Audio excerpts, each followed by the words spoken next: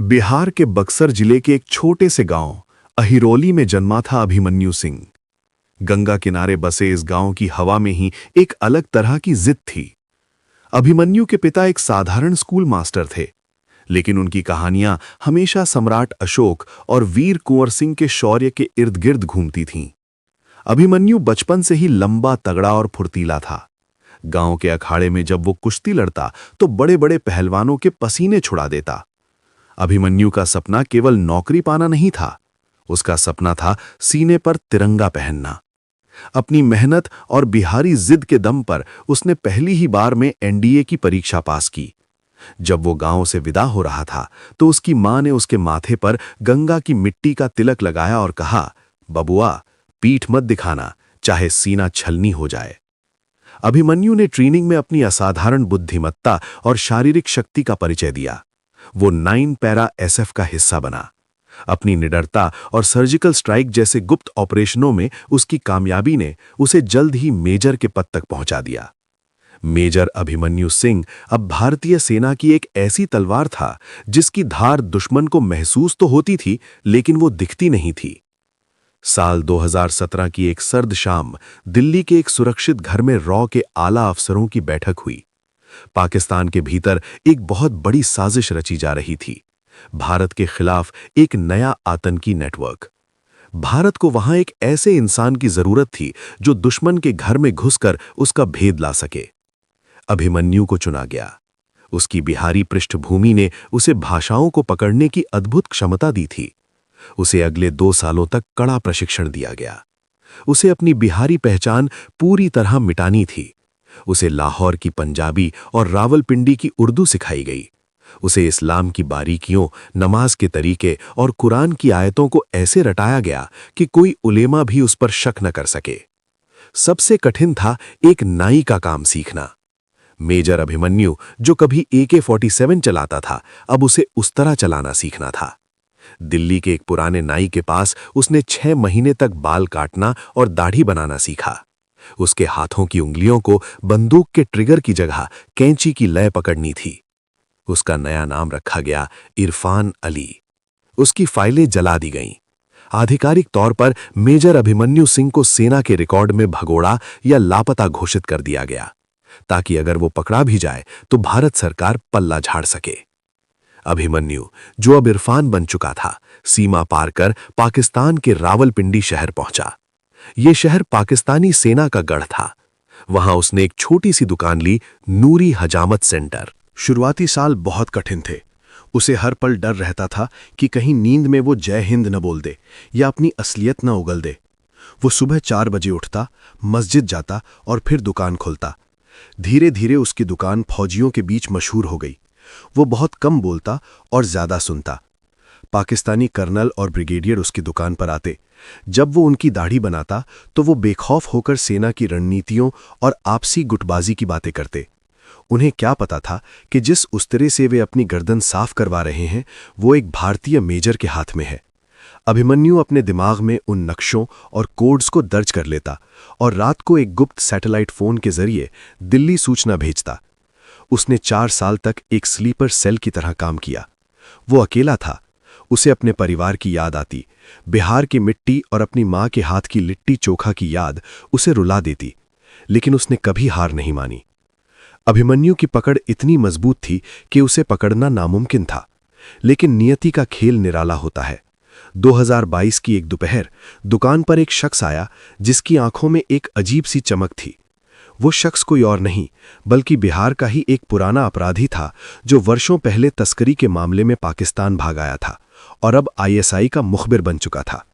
उसने गौर किया कि इरफान जब चाय पी रहा था तो उसने अनजाने में अपनी उंगलियों से मेज पर एक विशेष पैटर्न बनाया। ये पैरा कमांडो की एक गुप्त सांकेतिक आदत थी। उस मुखबिर को शक हुआ। उसने चुपके से इरफान की दुकान की तलाशी ली और उसे दुकान के पीछे एक पुरानी ईंट के नीचे छिपा हुआ एक छोटा सा इनक्रिप्टेड नोट मिला जिस पर कुछ नंबर लिखे थे। उसने तुरंत ISI को खबर दी। उसी रात जब अभिमन्यु अपनी दुकान बंद कर रहा था, अचानक 3 काली गाड़ियां रुकी। 30 से ज्यादा हथियारबंद कमांडो ने उसे घेर लिया। अभिमन्यु समझ गया कि खेल खत्म हो गया है। उसने अपनी जेब से साइनाइड की गोली निकालने की कोशिश की, लेकिन एक बिजली के झटके टेजर ने उसे फर्श पर गिरा दिया। अभिमन्यु को रावलपिंडी के सबसे कुख्यात टॉर्चर सेल लाहौर फोर्ट के बेसमेंट में ले जाया गया। वहां की दीवारों पर खून के धब्बे और चीखों की गूंज पहले से ही मौजूद थी। सामने बैठा था मेजर जफर, जो अपनी क्रूरता के लिए जाना जाता था। तो तुम हो वो भारतीय चूहे, जफर ने चिल्लाकर कहा। अभिमन्यु चुप रहा। फिर शुरू हुआ जुल्मों का वो सिलसिला जिसे सुनकर रूह कांप जाए। उसे नंगा करके पूरी रात बर्फ की सिल्लियों पर सुलाया गया। जब उसका शरीर जमने लगता तो उस पर खौलता हुआ पानी डाल दिया जाता। जफर ने एक एक करके अभिमन्यु के दाहिने हाथ के 3 नाखून उखाड़ दिए ताकि वो कभी बंदूक न पकड़ सके। अभिमन्यु के मुंह से चीख निकली, लेकिन अगले ही पल उसने दांत पीस लिए और बोला, कुछ नहीं मिलेगा तुम्हें। उसके शरीर के नाजुक हिस्सों पर बिजली के तार लगाए गए। झटके इतने तेज थे कि उसकी हड्डियां तक चटकने लगी थीं। उसे हफ्तों तक अंधेरे कमरे में रखा गया, जहां पानी की एक एक बूंद गिरने की आवाज उसे पागल करने के लिए काफी थी। उसे बताया गया कि उसकी मां मर गई है और भारत ने उसे आतंकवादी घोषित कर दिया है। मेजर जफर ने उसे पीटा, उसकी पसलियां तोड़ दी, उसे भूखा रखा। 3 महीनों तक वो सूरज की रोशनी नहीं देख पाया। उसका वजन 20 किलो कम हो गया था। आंखें धंस गई थीं, लेकिन उसकी बिहारी जिद अभी भी जिंदा थी। वो टूटने को तैयार नहीं था।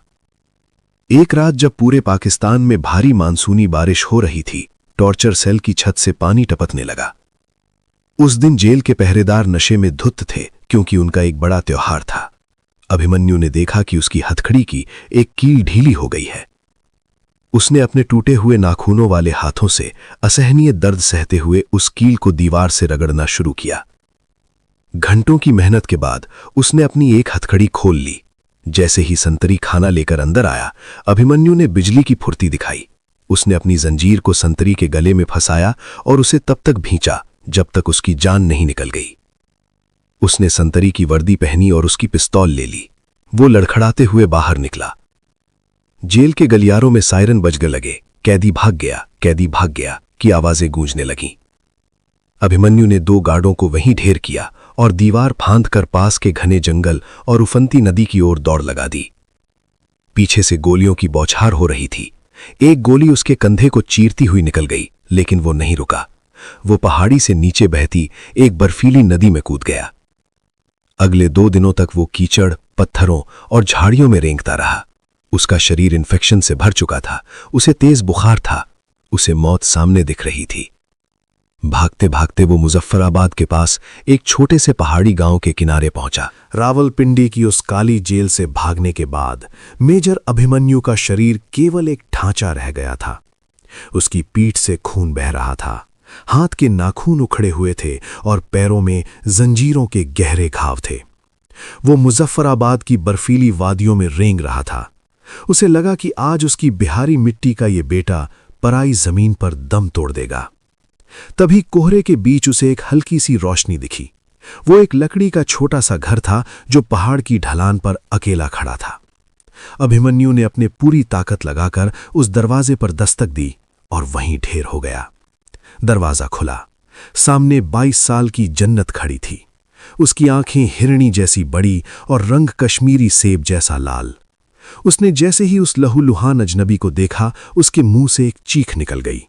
उसने देखा कि अजनबी की वर्दी फटी हुई है और उसके सीने पर POW का निशान दहक रहा है। जन्नत जानती थी कि ये कोई भगोड़ा कैदी है, लेकिन उसकी आंखों की मासूमियत ने जन्नत के दिल में करुणा जगा दी। उसने अपने बूढ़े पिता को पुकारा और दोनों ने मिलकर उसे अंदर आग के पास लिटाया। जन्नत ने जब उसके जख्मों को साफ करना शुरू किया तो उसकी उंगलियां कांप रही थीं। उसने उसके सीने पर मरहम लगाया और जैसे ही उसका हाथ अभिमन्यु की गर्म त्वचा से छुआ, उसे एक अजीब सी सिहरन महसूस हुई। वो पूरी रात उसके पास बैठी रही, उसे अपने कंबल से ढकती रही और उसकी सांसों की लय को सुनती रही। 3 दिन बाद जब अभिमन्यु ने अपनी आंखें खोलीं तो उसने खुद को एक महकते हुए कमरे में पाया। सामने जन्नत बैठी थी जो केसर वाली चाय बना रही थी। धूप की एक किरण उसके चेहरे पर पड़ रही थी, जिससे वो किसी अप्सरा जैसी लग रही थी। अभिमन्यु ने उठने की कोशिश की, लेकिन दर्द से कराह उठा। जन्नत तुरंत उसके पास आई और उसके कंधों को थाम लिया। हिलिए मत, अभी आपके जख्म हरे हैं, उसने धीमी और रेशमी आवाज में कहा। अभिमन्यु ने उसकी आंखों में देखा।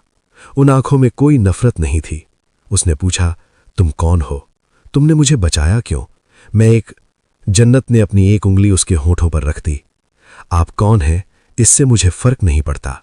मेरे मजहब ने सिखाया है कि घायल की सेवा ही खुदा की इबादत है। उस छुअन ने अभिमन्यु के अंदर जैसे बिजली दौड़ा दी। बरसों की जासूसी और महीनों के टॉर्चर के बाद पहली बार उसे किसी की छुअन में सुकून महसूस हुआ था। अगले 2 महीनों तक अभिमन्यु उस घर के गुप्त तहखाने में रहा। जन्नत रोज उसके पास आती, वो उसे अपने हाथों से खाना खिलाती। जन्नत उसे उर्दू की शायरी सुनाती और अभिमन्यु उसे अपने बिहार की कहानियां सुनाता।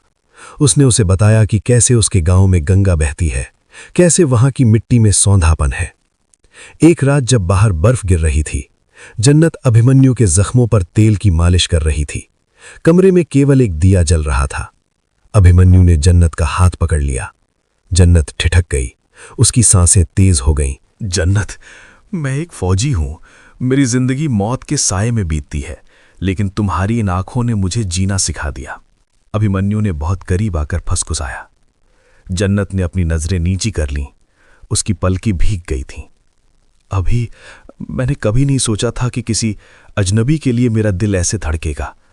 आप दुश्मन मुल्क के हो सकते हैं, लेकिन मेरे लिए आप वो फरिश्ते हैं जिसे खुदा ने मेरी तन्हाई दूर करने भेजा है। अभिमन्यु ने धीरे से जन्नत के चेहरे को अपने हाथों में लिया और उसके माथे को चूम लिया। वो लम्हा जैसे ठहर गया।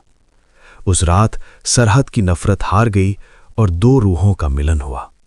उनके बीच का रोमांस शारीरिक कम, रूहानी ज्यादा था।